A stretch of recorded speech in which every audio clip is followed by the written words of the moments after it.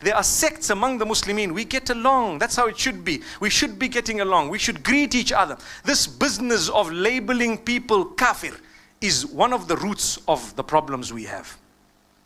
And that does not exist only with one sect. Trust me, it exists with many, many sects. When you have a difference, say, no, this one's a kafir. Why? For what? Why use heavy terms? Obviously, this might be understood by the Muslims more than others. But we know it's a problem, because the minute you label someone with these labels that are so heavy, do you know what will happen?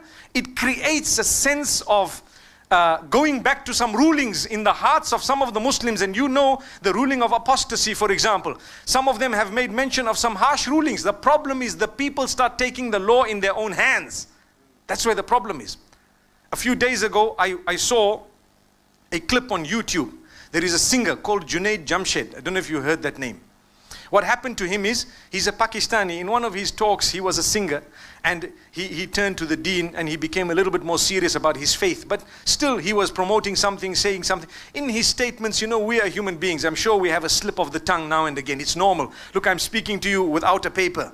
So it's definitely possible. In fact, I would have slipped up here and there, either linguistically, I might have said one or two things, I may not have finished what I started and so on. It's normal. Human beings, that's what we are. Someone picked something and said, this man is blasphemous against Aisha radiallahu anha. The man apologized and he did it publicly and he put it up on all forums. But 2 days ago, he landed at the airport in Lahore and a group of Muslims with big beards, they started beating him up. And they broke his glasses and they were hitting him. And he ran away as big as he is. And why? They said he's a kafir. You know, he's an insulter of the Prophet. The man apologized a long time ago for the slip of the tongue.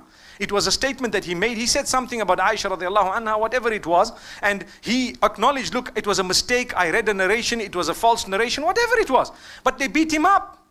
Those are the ones who are listening to the others, who is sitting back in their little parlors, calling this one kafir, that one kafir. What happened? As a result, the public took the law in their own hands to hit him.